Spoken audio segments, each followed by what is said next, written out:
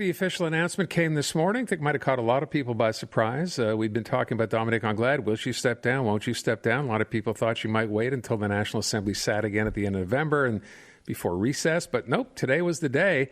So we've been hearing from a couple of our regular contributors, James Manny, Tom Mulcair, and I wanted to get perspective from someone who had not only been a Liberal MNA, but also had been interim leader for some time, and that is Pierre Arcand. Mr. Arcand, thanks for being here today. Appreciate it. Thank you, Aaron. I feel like I should be able to call you Pierre, given that I've known you for so long. So tell me, first of all, if you were surprised by this or not. I was not, let's say, totally surprised because I knew that there was a lot of turmoil in the party in the last week or so. And obviously, I've been getting calls from some MNAs, getting calls from former MNAs. So obviously, there was a lot of problem there. So I'm not really overly surprised at the end of the day. So when you say you were getting a lot of calls, now you stepped away from politics earlier in the year. When you say you were getting calls, these were calls mainly from people saying she should step down, or what were the nature of the calls? About 85% were saying she should step down. And obviously, you know, Aaron, politics, Madame Anglade is a very energetic person. She has ideas, and, you know, she has been trying to do her best. But as you know, politics is a rough sport. And, you know, we've been together in the radio business for a while. When you don't get the ratings, you may be the best announcer in the world, but at the end of the day, you know, they change the programming. And it's the same thing in politics. We got more than 60 ridings where out of 125 in the province of Quebec, where we finished fifth, not third or second or third, fifth. Mm-hmm. So when you have that kind of thing, of course, the members of the party are upset. And that's what happened finally at the end of the day. I was very much under the impression that the incident with Marie-Claude Nicole was what sort of sealed the deal, if you will. How big a role do you think that played? Well, I think that was I would say, the icing on the cake maybe, but obviously even the night of October the 3rd, there were some people that were talking to each other, and it was obvious that at the time that she would not get the vote of confidence that she was going to need in the next few months. So I think that she made a courageous decision. She made the right decision to leave now. And I think that it will give time for the troops to focus now on party unity, on the fact that we need to do a lot of important jobs for the next 4 years, because we absolutely need to be back in power eventually. One last question, Pierre, before I let you go. We asked our listeners earlier on what they thought perhaps the mistakes were. If you look at it in terms of her leadership, was there one particular mistake or a set of mistakes that you think were wrong? Well, I think the people around her may be somewhat of a problem. There was obviously some decisions also that were, difficult to understand. In politics, you don't exclude people. You try to add people. And I think this is one of the main things that probably happened. And obviously, she was, like I said, very energetic. But I think that in the end, when you look at all the, the financing results of the party, the membership, all of this was going down. So obviously, you need to make a change when this happens, obviously. Yeah. Someone has to pay the price, and typically that's the leader. That's generally, this is what happens. Okay. Yes. Yeah. Pierre Arcand, I thank you so much. It's good talking to you again. I appreciate it. Okay. Thank you, Aaron. There you go. Former Liberal MNA, interim leader. David HEURTEL is a former Liberal MNA. He's also a former cabinet minister as well. David, I know you've been talked to a bunch today over this matter. Let me just get the first part out of the way before I even ask you about this. Too many people have said David HEURTEL should run for leadership. David HEURTEL should get back into politics. Can we write that off just off the top? You're not interested in this job, or are you? Well, like I've told you and Natasha many times, I haven't written off politics completely yet, but right now I'm very happy doing what I'm doing right now with you. See, you can't even answer that. I can't get a yes. I can't get a no. I'm sound very like happy a politician to be with you. to me, David. Well, Natasha, that's what I am a bit. Once it's in your blood, yeah. All right, let me ask you then the question, because I know we've spoken before. You were not that surprised by what you heard this morning. I was not surprised at all. Obviously, the Marie-Claude Nichols incident was an opportunity for people who, within the party, have been contesting Dominique Anglade's leadership more intensively since, obviously, the October 3rd debacle.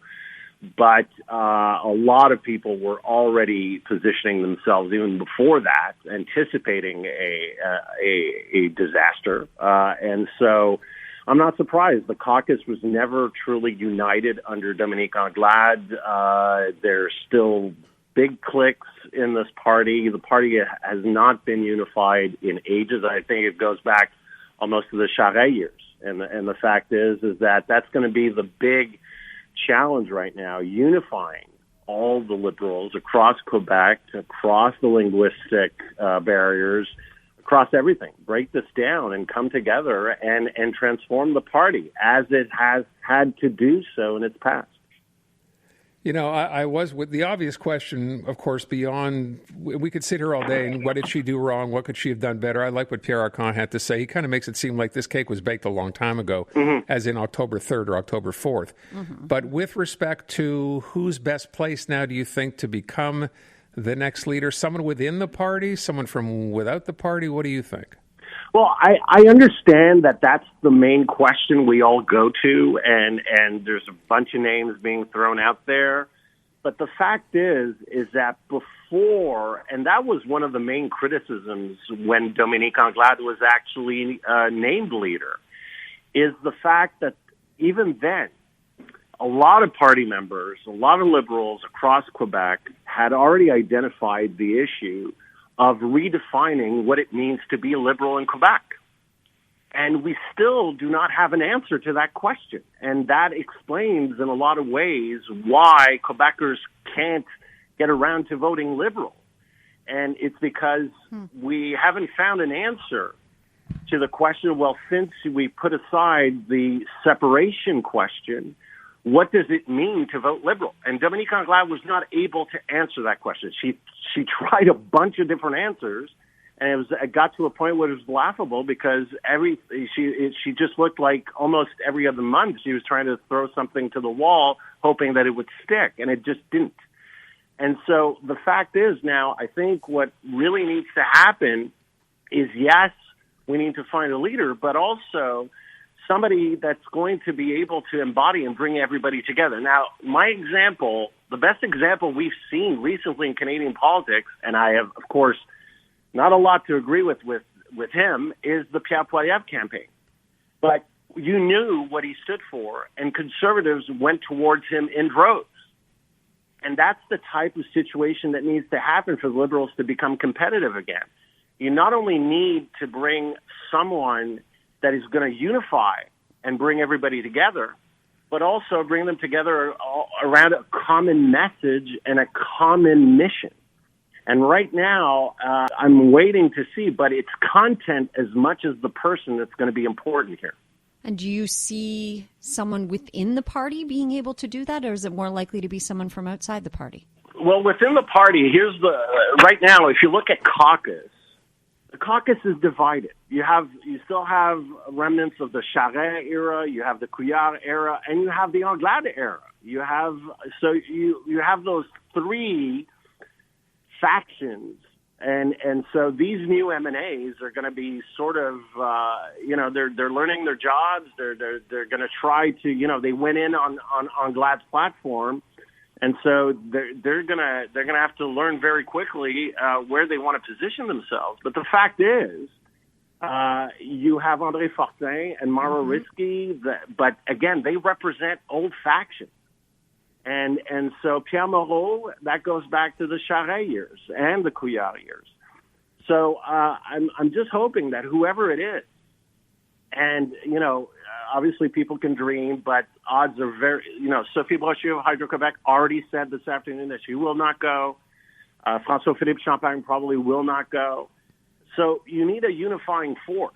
And so if it is from the caucus, I hope that it's about content first and unifying and not keeping this dynamic that's been going on for years and years and years of everybody, trying to run their little end of the party and until it's their turn, because that's not going to work.